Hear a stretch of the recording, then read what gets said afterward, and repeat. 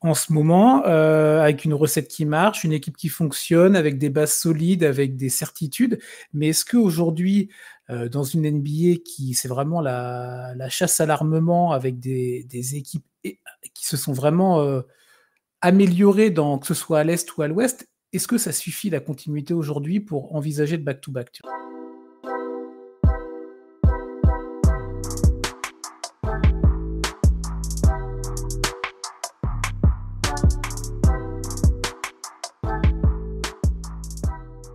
Et salut à tous, bienvenue dans ce nouvel épisode de Step Back, l'émission NBA des équipes de The Free Agent. Cette année, on part sur 2 sessions, rappelez-vous, on a déjà démarré la semaine dernière avec une première émission que vous retrouvez tous les mardis et une deuxième émission que vous retrouvez tous les vendredis avec l'équipe de Yannick. Aujourd'hui, on est en début de semaine et j'ai le plaisir de retrouver Cédric. Comment vas-tu ? Eh ben, écoute, salut Chris, salut à tous et à toutes. Ça va très, très bien, on est à la veille, de la saison NBA donc c'est que du bonheur. Mais c'est ça, On a passé l'été, ça y est, enfin libéré. c'est ça, on a passé une coupe du monde, hein. Il y a eu une coupe du monde qui est passée entre-temps. Entre-temps. On va vite l'oublier pour revenir à nos nuits de basket nord-américain.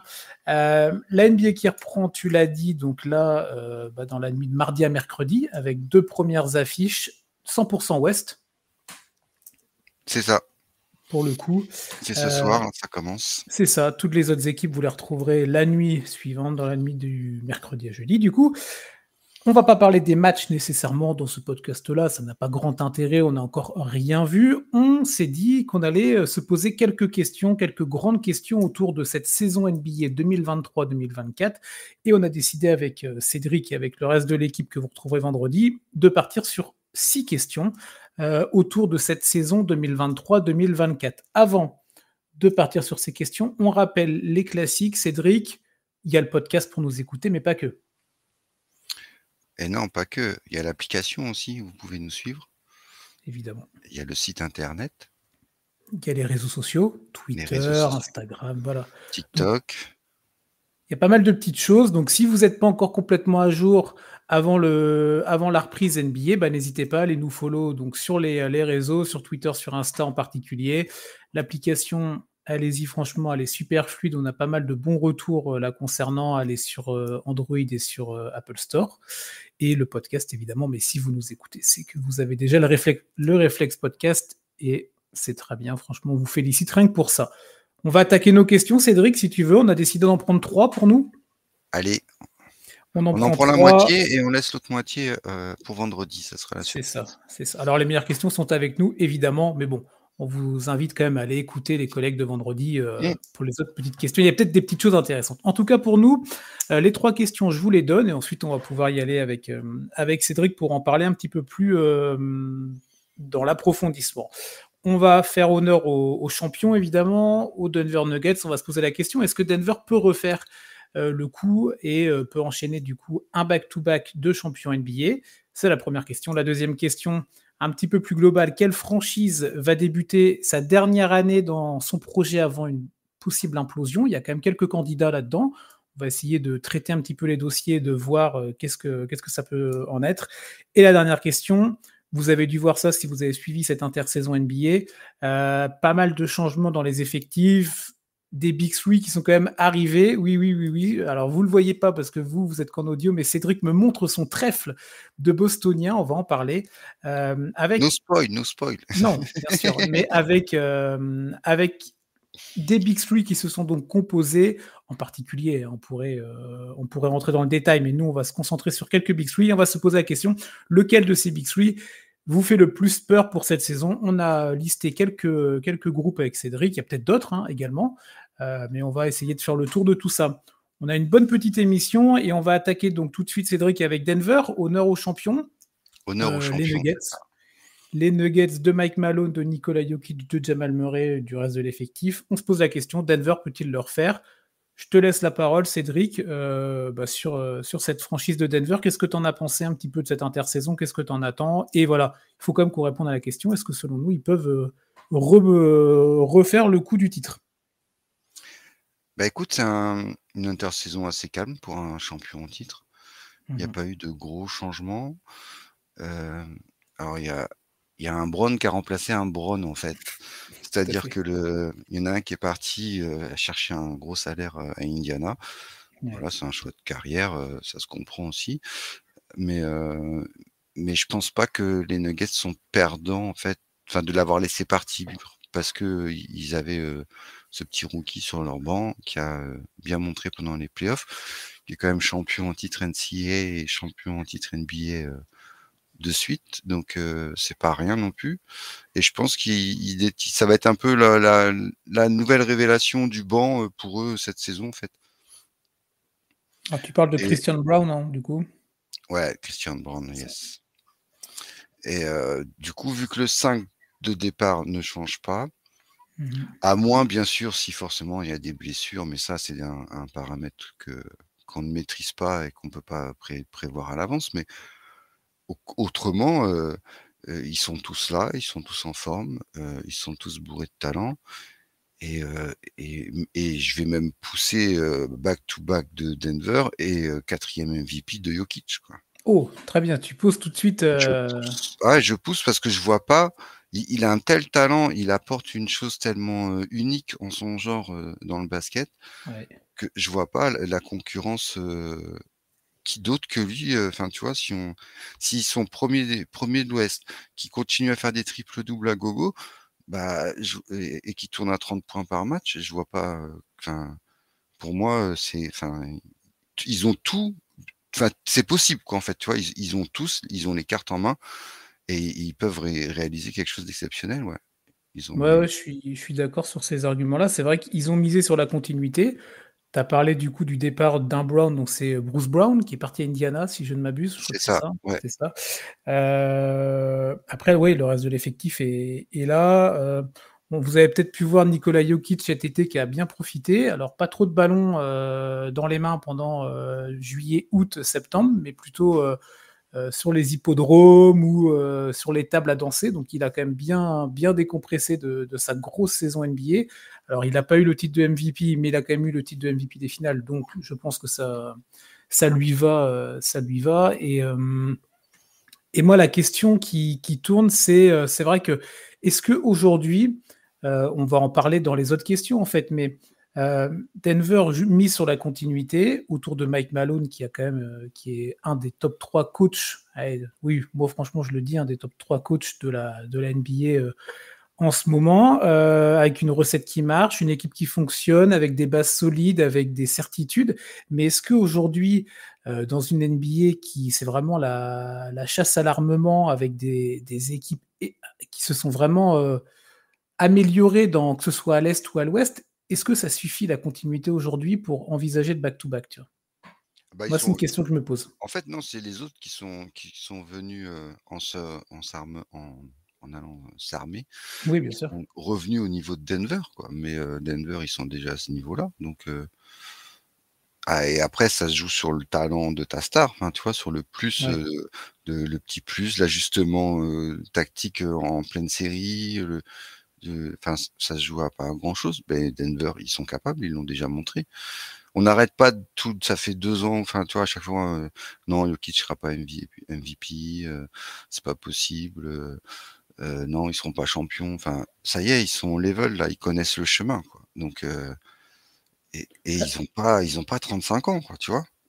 Oui, ouais, c'est ça. L'effectif est Les pas non autres, plus en il y a il fin y a il y de. a des grosses équipes où, attention à l'âge, attention à la fatigue d'une longueur d'une saison NBA, quoi. C'est 82 matchs de saison régulière et après, il faut au moins 15 ou entre 15 et 20 matchs de play-off si tu veux aller jusqu'au titre, hein. C'est ça. Sachant que Et Denver, en et plus, cette Jokic année. et Murray se sont reposés cet été. Ils ont pas fait le championnat du monde. Mmh. Ça peut être un critère, oui, sur le côté marathonien, un Ah critère grave, qui peut. ça joue à fond, ouais. Et comme tu as dit, ils en ont bien profité, quoi, vraiment bien évacué, quoi. Mais Donc ça, je pense que ça peut être intéressant. Peut-être qu'ils vont avoir une remise en route un peu compliquée, tu vois? Peut-être, mais de toute façon, oui, l'objectif pour eux, c'est pas le mois de novembre, c'est pas le mois de décembre, tu vois? bah, non, c'est ça, ouais.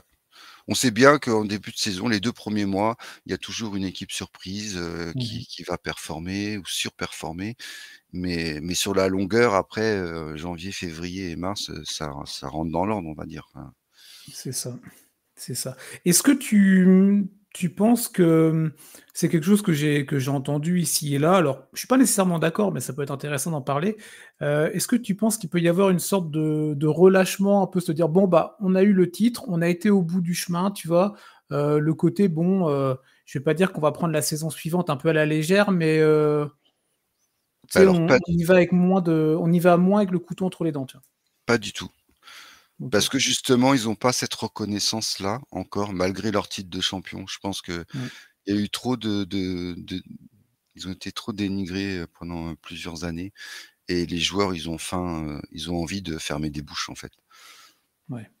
et Bah, donc on a ils entendu Mike Malone, hein. Rappelle-toi la série contre les Lakers où, tu sais, quand les Lakers ont perdu, LeBron, il a pris le micro, il a potentiellement parlé d'une possible retraite. Du coup, ça avait fait la une et ça avait éclipsé un petit peu la performance de Denver ah, qui allait c'est en ça. finale NBA et Mike Malone en avait et même avant ça, Mike Malone avait souvent dit en conférence de presse que Denver était, sous-considéré ou en tout cas n'était pas, placé à la hauteur de ses ambitions sur la carte NBA. Donc, Et ça, il y ouais, a rien pour de toi, tel pour générer, tu vois, un groupe.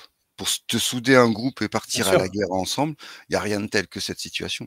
Donc au contraire, c'est, bah, allez-y, continuez à les nourrir quoi, en fait, quoi. C'est pas la bonne tactique, c'est pas comme ça qu'on va éteindre Denver.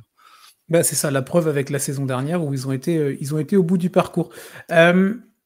Un petit point quand même sur notre star, sur la star des Nuggets, on en a parlé tout à l'heure, Nikola Jokic. Toi, tu le vois continuer dans son style bien à lui, évidemment, il va pas changer de style, hein, c'est du Nikola Jokic, mais tu le vois continuer à être, aussi dominant, on peut se poser la question de pourquoi on n'arrive pas à trouver une solution, tu vois?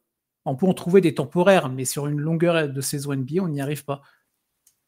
Ouais, moi je vois pas comment, c'est extraordinaire, comme cette intelligence de jeu, ce qu'il arrive à faire quoi. Enfin Mmh. c'est, Ouais, il a un style, sans sauter, sans claquer des gros dunks, sans enfin tu vois? C'est l'antithèse de la NBA depuis enfin de ce que je depuis que je regarde la NBA, c'est vraiment l'antithèse de tout quoi. et C'est c'est pas peut-être showtime, c'est pas flashy et malgré tout ça gagne et c'est magnifique. Enfin tu vois? C'est, tant mieux quoi.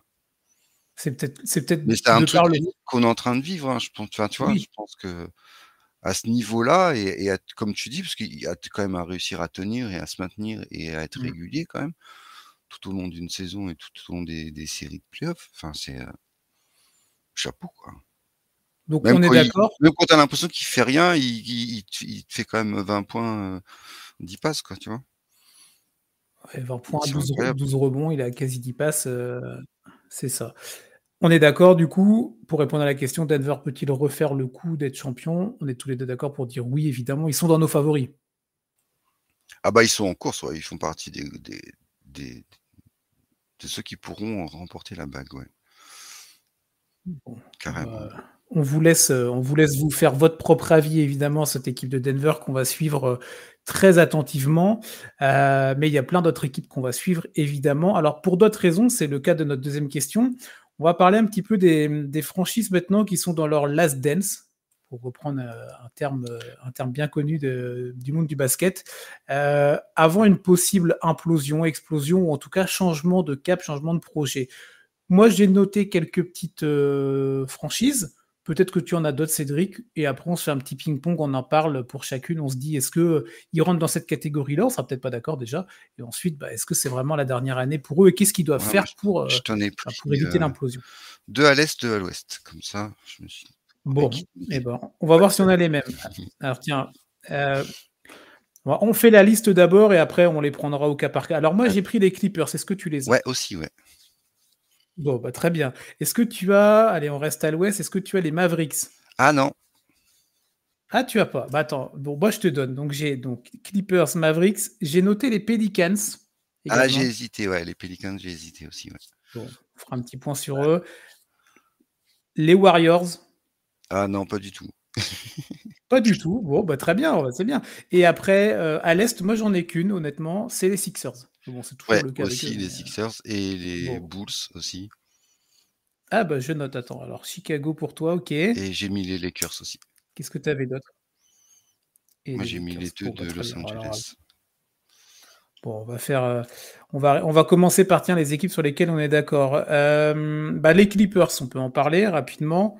On va faire le tour, hein. On en a.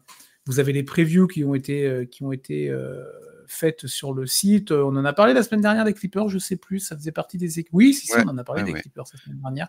Donc on va faire court. Les Clippers, on est d'accord tous les deux. C'est un peu la dernière année où jamais, où on arrive vraiment au bout on arrive quasiment au bout du chemin quand même. Bah, c'est vraiment l'équipe où on se demande de quand est-ce que le propriétaire va en avoir marre.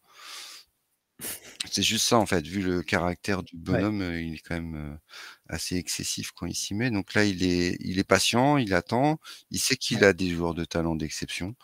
Il sait qu'il a un Mmh. joueur qui connaît le chemin du titre, donc c'est il a ce qu'il faut. Malheureusement, bah, les blessures font qu'on n'a jamais vu cette équipe, donner le vrai potentiel de ce qu'elle pourrait l'être.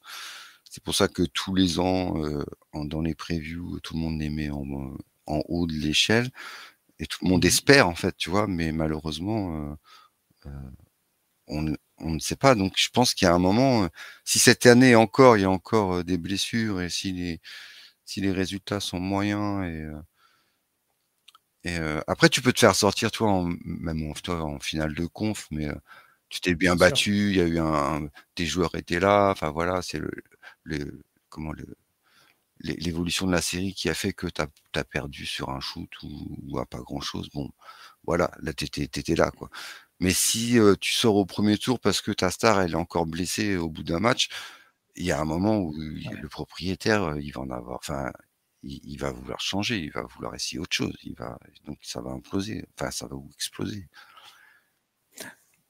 Moi, il y a un bémol, sur ce truc-là, sur ce projet-là. Je le mets quand même dans ces équipes-là où ça peut exploser, mais il y a le bémol du nouveau projet de la future salle, là. Alors si je dis pas de bêtises, ils vont arriver dans leur nouvelle salle, ils vont donc quitter alors je vais dire le Staples, non, mais la Crypto.com Arena.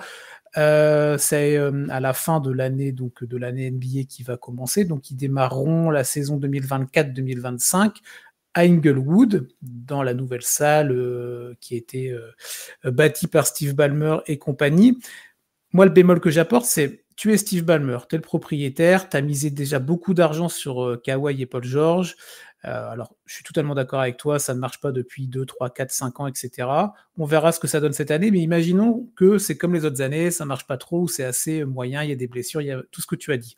Est-ce que tu es Steve Ballmer, tu te dis, je fais déménager ma franchise dans une nouvelle salle, va y avoir une hype énorme autour de l'arrivée des Clippers dans leur nouvelle salle. Toi, c'est vraiment une étape très importante et majeure dans leur histoire, tu vois. Est-ce que je fais quand même tout péter avant d'arriver dans cette nouvelle salle, tu vois? Moi, j'ai un gros bémol là-dessus. Je me dis, bah non, je vais quand même essayer de faire au moins une année avec ces mecs-là, tu vois. Bah non, justement, après ça dépend quel joueur tu as en échange, mais ça peut être Ouais, bien aussi, sûr, oui, une oui. hype que d'avoir des nouveaux joueurs, de tourner la page, des Mhm. blessures, de l'ancienne salle, de l'ancienne Ah, image des Clippers, enfin, tu vois? Tu ouais, fais un tir groupé une page blanche et tu et repars. tu repars à zéro pour écrire une nouvelle Mhm. histoire, en fait. Ouais, après, en fait, tout dépendra évidemment des résultats de cette année, tu vois? C'est vrai que si c'est encore une Ah. année, médiocre. Mais c'est pour ça que, bah, c'est une équipe qui risque, enfin qui peut, en fonction de comment se déroule l'année, peut très bien, exploser, l'année prochaine ou dès Bon, février, enfin, donc tu vois? Ça se trouve. oui, oui, c'est possible, hein. Donc on est d'accord pour avancer, les Clippers, on les coche dans la catégorie last dance avant implosion. Ouais, On est d'accord. Allez, on passe à la suite. Qu'est-ce qu'on avait mis en commun? Les Sixers, je crois, non? oui, Philadelphie. Allez, tiens, les Sixers, rapidement, pareil, on en a non, c'est les collègues qui en ont parlé dans la preview de ou Ouais, c'est nous qui en avons parlé? C'est c'est nous nous qui qui en en avons parlons, parlé, on ouais. avait fait l'Est. Philadelphie, bah, le problème de Philadelphie, c'est pas Philadelphie, c'est James Harden. Donc on ne sait pas du tout, dans quelle situation, on est à la veille, de leur match et on sait toujours pas s'il joue, dans quel état physique il est, vraiment. Il a fait, quelques présences, aux entraînements, histoire de pas être pénalisé, de Mmh. de non-présence. Enfin, il Financièrement. fait ouais, voilà, il fait le minimum, ce que lui impose le règlement de la NBA et de la franchise, mais c'est une grosse perte pour eux. C'est bien dommage parce que ils étaient sinon dans les équipes pouvant finir premier à l'Est. Donc, Est-ce que tu vois pas l'implosion plus grosse, bah, c'est-à-dire un Joel Embiid, c'est tu vois? ça Ah justement voilà, ce que je disais la semaine dernière aussi, c'est que il y a un c'est ça. moment, après Ben Simmons, James Harden, le plus gros danger de Philadelphie, c'est Joel qui dit: «J'en ai marre, salut quoi». Parce que le process, il commence à Bah, être long, les années passent et c'est il ça. y a pas de grands exploits en fait. Enfin, il y a pas de grosses joutes. Alors il y a le titre de MVP cette année, bah, l'année qui vient de s'écouler, tu vois? Le en récompense individuelle en tout cas, Oui, c'est un accomplissement pour lui, mais collectivement, c'est pas suffisant. c'est ça. Bah, au niveau de ouais, des résultats, pour l'équipe quoi en fait, je pensais, ouais. Exactement. Parce que c'est vrai que moi, quand j'ai, posé les Sixers pour cette question-là, j'étais même plus sur le cas Harden parce que c'est un drama comme tu l'as dit, comme il y a pu avoir, avant. Il y a eu Butler aussi, on se rappelle. Ça avait fini un peu en drama, peut-être un peu moins, mais bon, ça avait fini de façon compliquée. Moi, je vois vraiment l'implosion côté Embiid, tu vois? Pour moi, s'il y a implosion côté Sixers, c'est Joel qui dit: «Bon, bah, c'est bon, comme tu l'as dit, j'en ai marre, je suis gavé, et je pars, vous mettez dans la franchise que vous voulez, ça, on va pas faire, de discussion maintenant là-dessus». Mais, c'est là que je vois vraiment le projet complètement exploser. Si Harden part, bon, bah, oui, ça va être un gros caillou dans la chaussure, mais ce sera encore une fois une, bah, ce sera un chapitre dans le roman Sixers, quand on reviendra dans 10 ans sur la franchise, tu vois? Bah, après tout dépend ce qu'ils arrivent à avoir, Bien contre sûr, James Harden en fait, l'histoire elle est là quoi, parce que ouais. Mais, mais ouais, les Sixers, en fait, avec eux depuis quelques années, on n'est jamais à l'abri de se dire, voilà, peut y avoir un bouton qui va être appuyé. On va appuyer sur le bouton et ça va partir en cacahuète. Donc, ils ont la tête du candidat en tout cas. à l'heure actuelle, ouais, ils ont la tête du candidat. Après c'est vrai Ouais, que si tu arrives à avoir une bonne contrepartie et que des fois ça clique tout de suite entre les joueurs bien sûr. et ils peuvent très vite revenir, heu, dans la course au titre, hein. Mmh, mmh, Ça mmh. peut aussi très vite Totalement. se régler donc ils sont limites quoi, ça tu vois? C'est un peu comme les Clippers, ça dépend vraiment de leur saison et c'est pour ça qu'on les met dans cette case de The Last Dance, c'est qu'il y a un gros risque en fait quoi. Là, ils sont proches du ravin, ça veut pas dire pour autant qu'ils vont tomber dedans quoi. Non, non, non. Bah, on n'espère pas pour Bah, eux, non, hein. non, L'idée le évidemment, but c'est voilà, bien d'avoir sûr. des équipes, compétitives et qui s'affrontent les unes aux autres, qu'on sache vraiment qui est le meilleur, mais avec toutes ses armes et tout son potentiel quoi. C'est ça, c'est ça. Allez, on va entamer tiens, une des équipes que tu avais notées de ton côté, dis-nous Cédric là. Bah, moi les Chicago Bulls, tant OK. qu'on est à l'Est. Bah, vas-y, dis-nous. Ah voilà, le projet il est là, Lonzo Ball est blessé pour la Mmh. saison, deuxième saison consécutive. Donc quid de ce Big Three, des Chicago Bulls? Où est-ce que ça va? Parce que ça ça joue pas le haut du panier quoi, donc il y a un moment où qu'est-ce qu'on fait? On continue, on garde ces gars-là, Bah, ou est-ce que quelle est l'ambition du management, tu vois? Parce que, c'est ça, si du c'est pour être, propriétaire même, tu vois? oui, oui, bien sûr. Ouais. Si c'est pour jouer, c'est quoi? Ils misent quoi? Ils misent un play-in, tu vois? C'est bon, bah, si on passe le play-in, on est content, on a fait une bonne saison. Je suis pas sûr que les fans de Chicago, Ah soient trop non, contents de ce genre d'ambition, tu vois? non, c'est clair. Au moins que tu vises un top 6 quoi, tu vois? Ouais, De une Chicago. qualif directe en play-off, tu vois? Bah, ouais, Ouais, mais ça est-ce que serait bien, enfin, tu vois, dans l'historique des franchises, bien ça sûr. serait bien qu'il y ait Chicago Bulls dans le top 6 de l'Est, ouais, ça serait bien. Mais est-ce qu'ils ont, les possibilités, les moyens avec cet effectif-là qui reste quasiment le même que l'année dernière?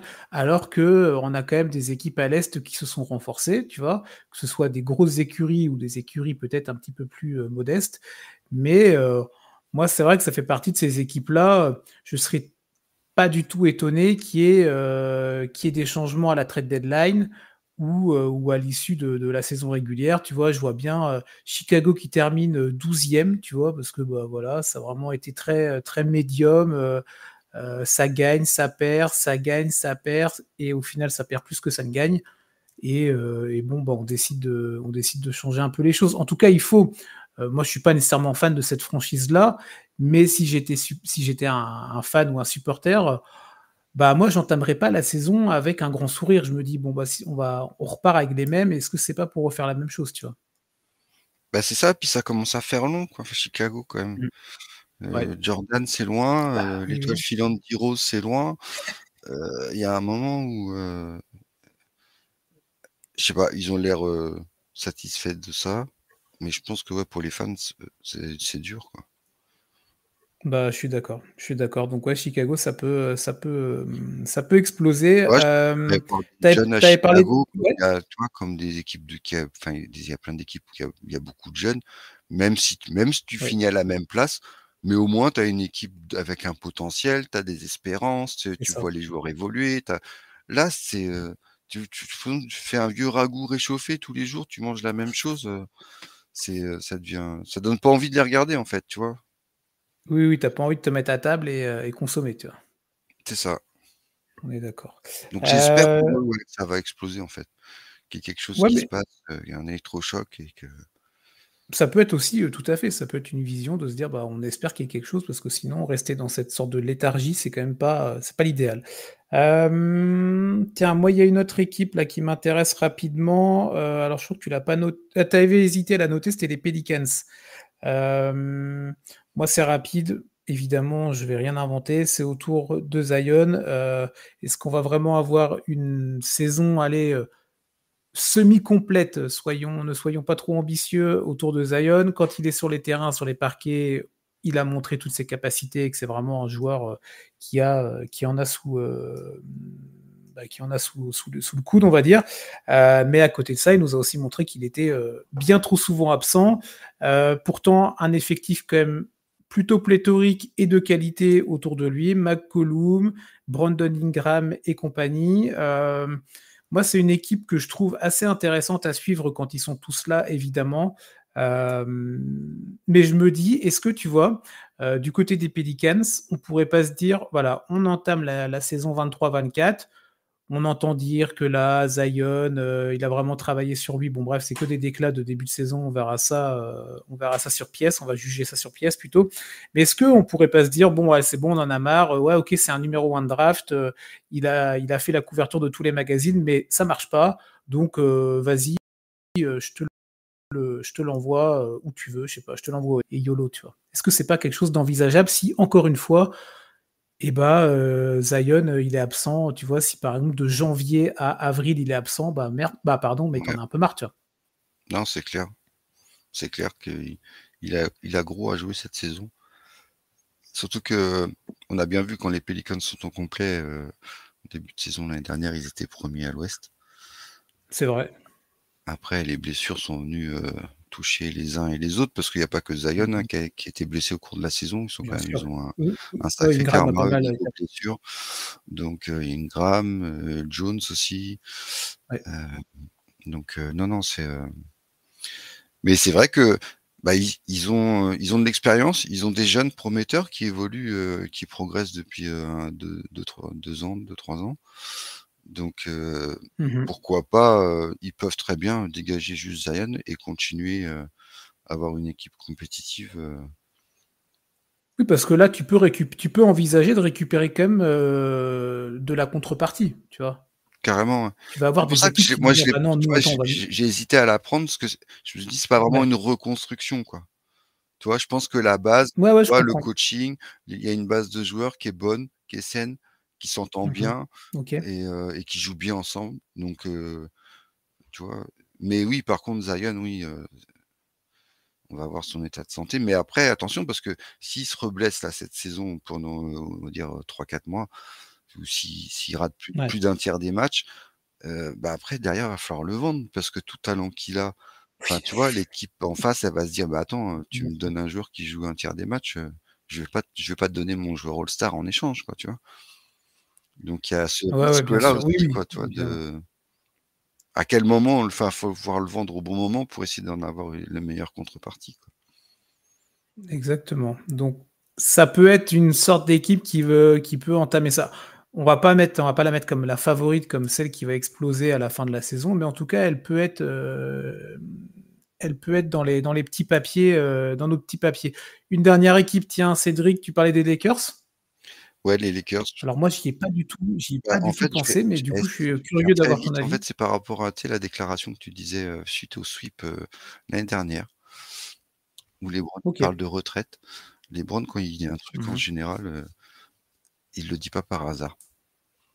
La dernière fois qu'il a dit, je sais pas si vous vous rappelez, il y a 2 ans, il a dit qu'il avait quand il avait une blessure, il avait dit qu'il pourrait plus jamais, enfin, qu'il pourrait plus retrouver le niveau qu'il avait, et on le voit depuis. Mmh.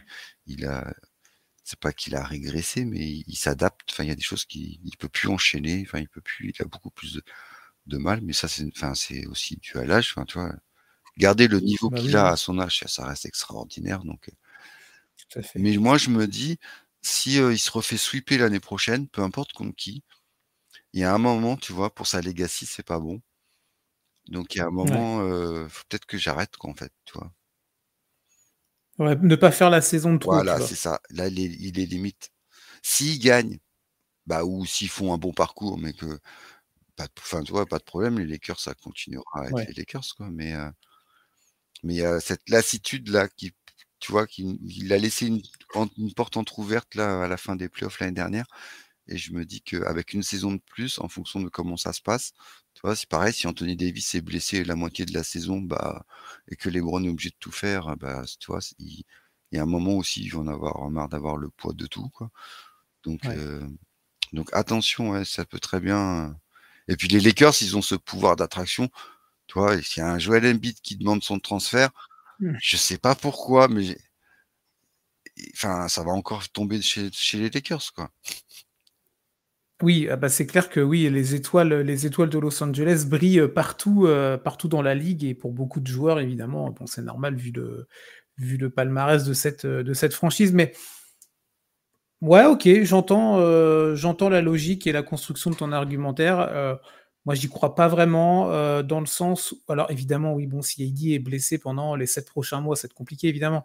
Mais en partant du principe que ça se passe bien, même si ça se passe moyennement, je vois pas. Il y a quand même eu des garanties de la part du staff avec bah, Heidi qui a été re-signé pour 3-4 ans. Il y a une extension en tout cas qui a été signée en mode bon bah LeBron, on veut que tu restes là, tu vois. Le projet c'est Heidi. Il l'a dit aussi que la tête de gondole c'était Davis évidemment. Euh, je, je vois pas. Bah, pour moi, Ouais, tu vois, Davis, je le mets dans la même case que Zion, quoi.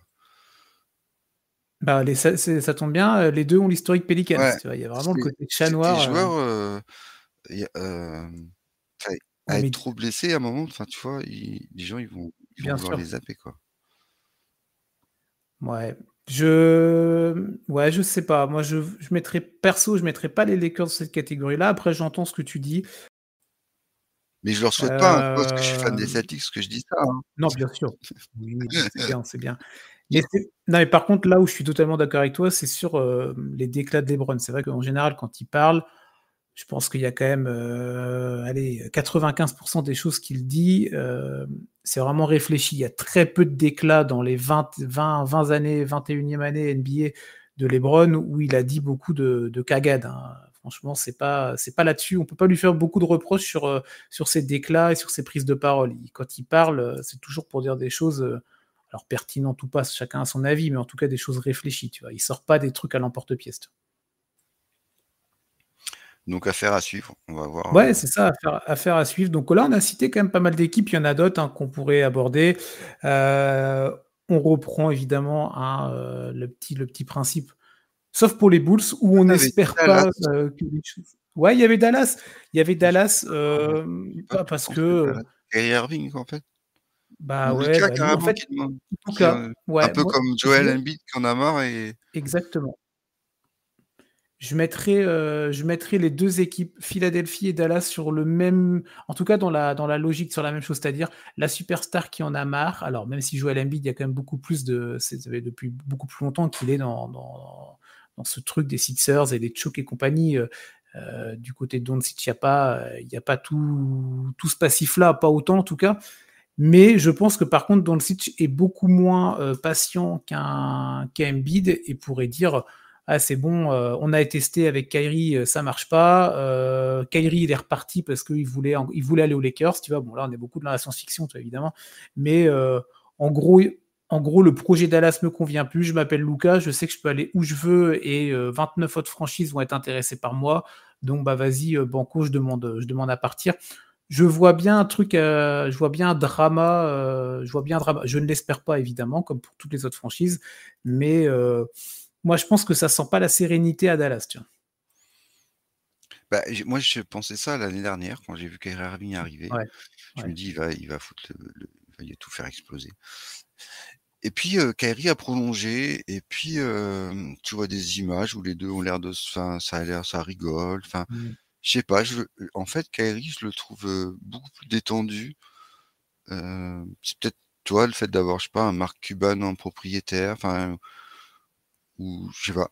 Je me dis peut-être il a peut-être trouvé sa place enfin, son rôle aussi, tu vois? Il a plus non plus sous les feux de la rampe. Il y a Lucas à côté et en même temps, et on lui donne le ballon pour qu'il puisse faire ce qu'il fait le mieux.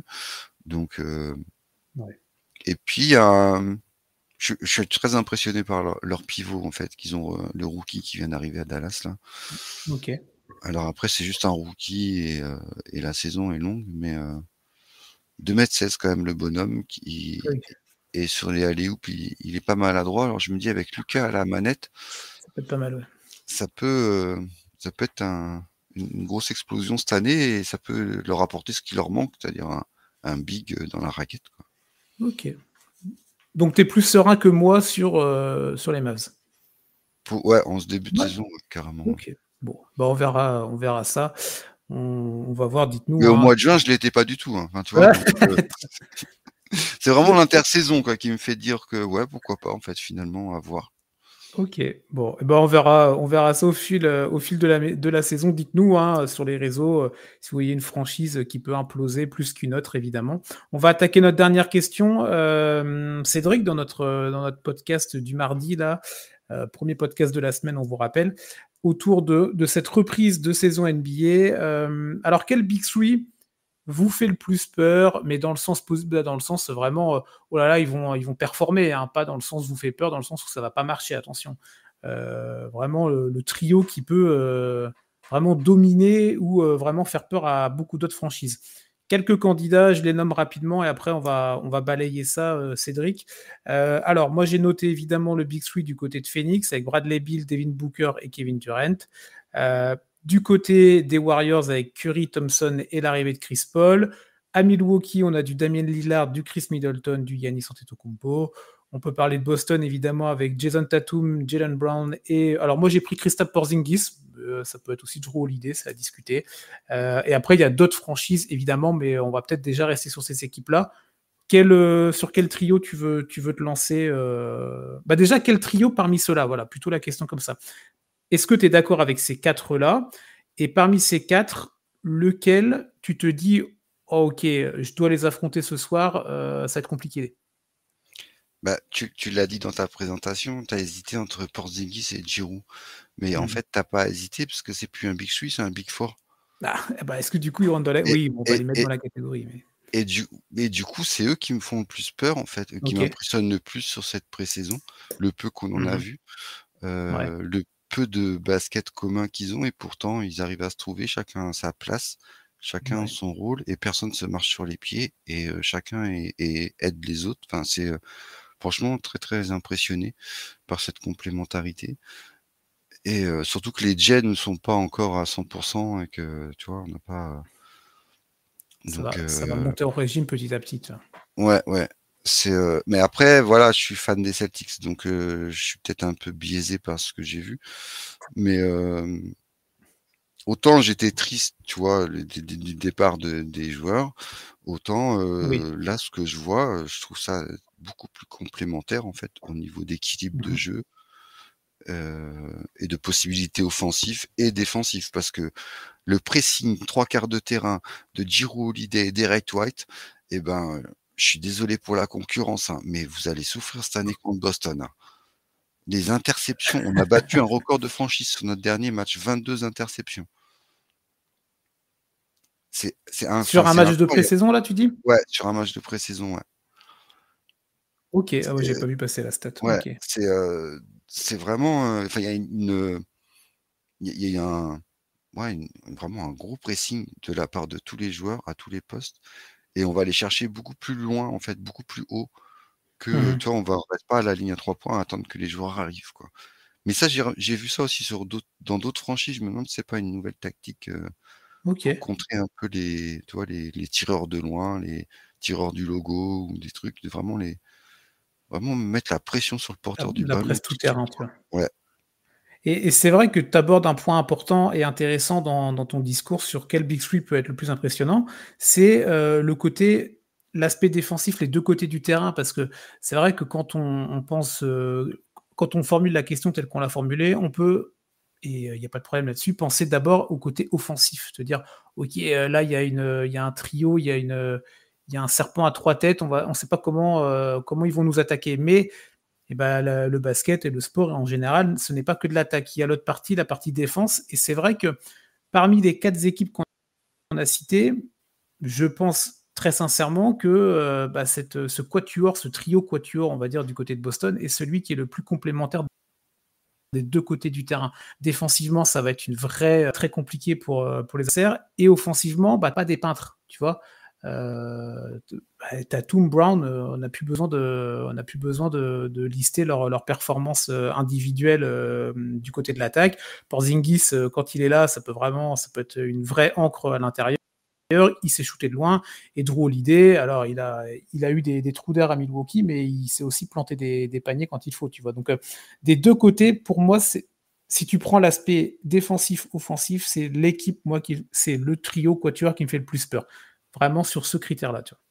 c'est clair. Surtout qu'en plus, Giroud et Porzingis, ils l'ont dit et ils sont enfin, tu vois, ça leur enlève une pression énorme, le fait qu'il y ait déjà les 2 Jets sur le terrain, quoi.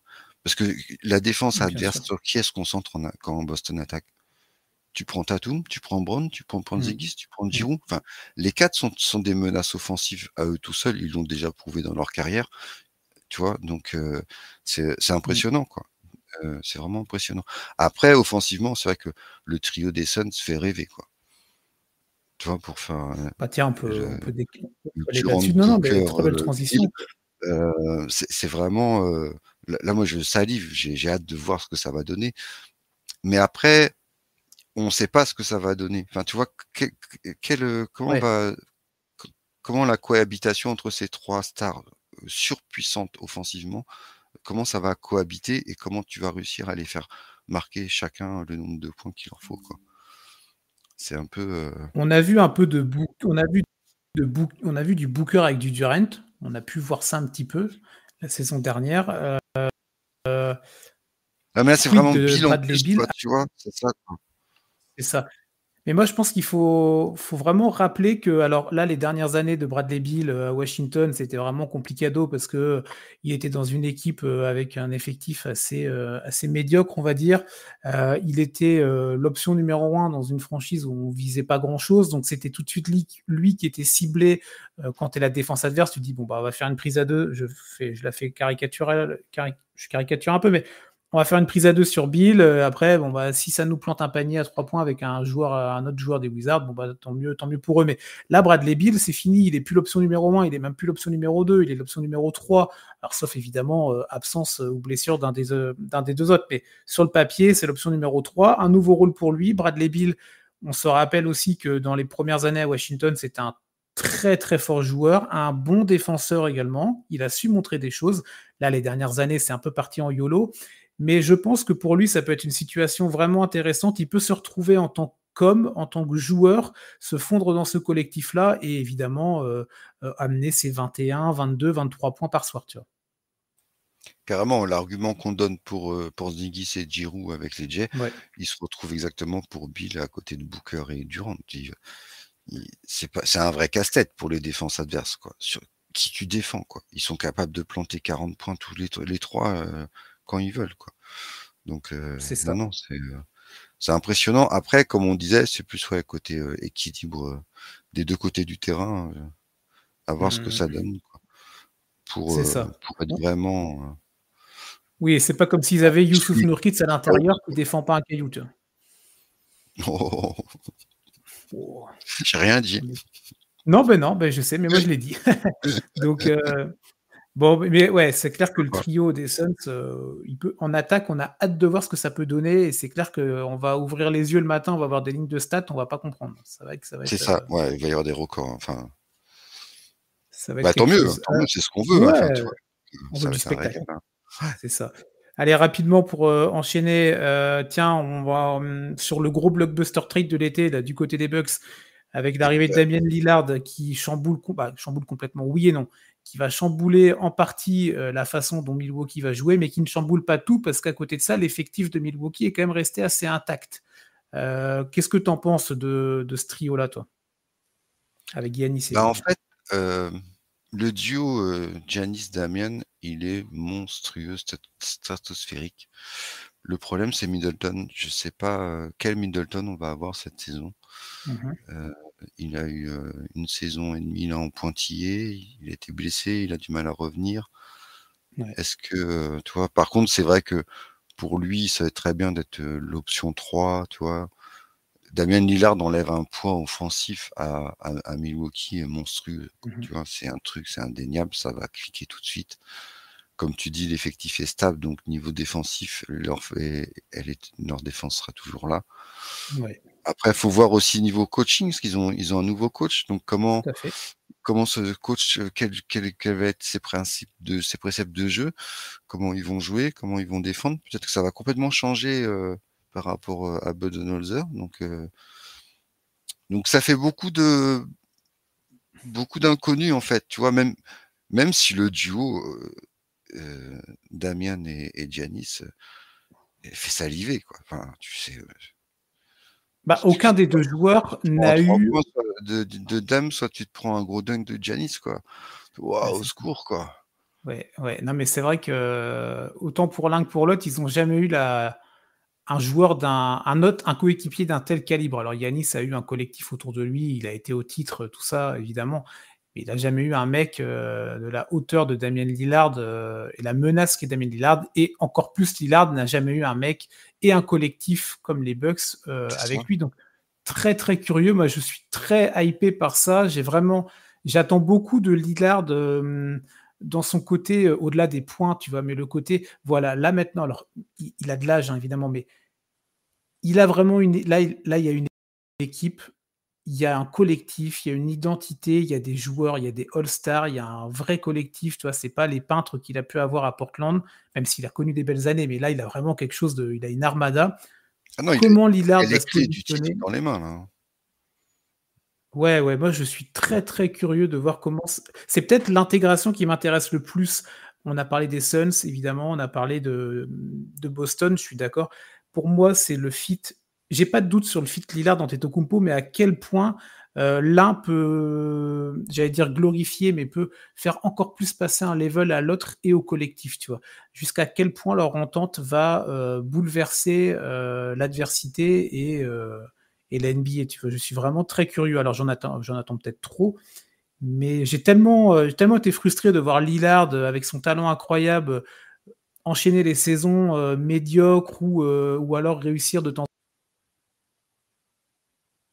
en temps un exploit type, contre OKC, son bad shot il a tout Ouais, pour enfin goûter au final NBA, tu vois? c'est sûr. Donc heu, donc très, très curieux. Hem, Rapidement les Warriors, Curry, Thompson, Chris Paul, est-ce que ça peut être, un big three qui peut inquiéter? Alors oui, mais est-ce que c'est celui-là qui fait le plus peur? Je pense que non, mais il y a de l'expérience, il y a du bagage, tu vois? Non, mais, bah, au départ, je comprends toujours pas ce transfert, mais, Mmh. après, Chris Paul nous a prouvé, dans sa carrière qu'à chaque fois Ouais. qu'on pensait qu'il allait, être au fond du trou ou qu'il allait pas faire une belle saison, il a toujours réussi à répondre présent et à Mmh. amener quelque chose à l'équipe dans laquelle il était, avec l'intelligence des 3 autres et du coach, je me dis que ça peut être bien aussi pour faire souffler, tu vois, Curry, ou sur certains matchs ou machin, enfin, une saison c'est long, Ouais, carrément. après, est-ce que, Chris Paul fera partie du Big Three, si tu vois, si par exemple ils font Ouais. un grand parcours en play-off, ou est-ce qu'il sera juste 6e homme? Ça, je sais pas trop en fait, c'est plus là que je le considère pas vraiment comme un Big Three, Oui, réel. oui, je suis d'accord avec toi, je le vois plus en 6e homme aussi, mais voilà, c'était pour l'intégrer dans le truc, mais il va pas être comme les autres équipes qu'on a citées, à être dans le 5 de départ. En tout cas, ça semble pas être ce qui se profile. Non, non. Mais par contre, ça peut être un vrai plus, quoi. Justement, pour l'effectif et pour aller loin en play-off. C'est ça. Bon, très bien. Donc on est d'accord. Ça semble être Boston avec ce trio quatuor qui peut être le plus inquiétant pour les adversaires dans le début de saison. Après, on va voir ça au fur et à mesure des matchs et des semaines. Mais c'est vrai que l'armée verte a l'air solide. L'armée verte est prête. Est prête. Bon, je suis pas sûr que ce soit une bonne nouvelle pour les adversaires. En tout cas, on va vite s'en rendre compte. Avec cette reprise NBA là, donc cette semaine, vous retrouvez ça évidemment sur Beansport, sur le NBA League Pass, hein, les canaux traditionnels pour suivre le basket comme vous aimez. Et évidemment, TFA qui est là pour vous accompagner avec l'application, avec le site internet et avec les podcasts et réseaux sociaux. On va se retrouver, vous allez retrouver un prochain podcast vendredi avec 3 autres questions animées de brio par Yannick et ses acolytes. C'est ça. C'est ça. Et nous, on se retrouvera mardi prochain pour parler de cette reprise NBA. On aura déjà quelques petits matchs dans les jambes. On va se relancer doucement avec Cédric et on vous retrouve avec plaisir. Donc, mardi prochain. Merci à toi pour ce podcast. Merci à toi. Merci à vous d'avoir écouté. Régalez-vous bien pendant une semaine de NBA. Vous allez pouvoir vous gaver de matchs à gogo. Et puis on se retrouve la semaine prochaine pour faire le point de tout ce qu'on aura vu. C'est parfait, on aura des choses à dire, évidemment. Très bonne journée à vous, profitez bien, bonne reprise NBA et à la semaine prochaine et surtout à vendredi pour Step Back, épisode numéro 2 avec l'équipe de Yannick. Bonne semaine à vous, ciao. Ciao.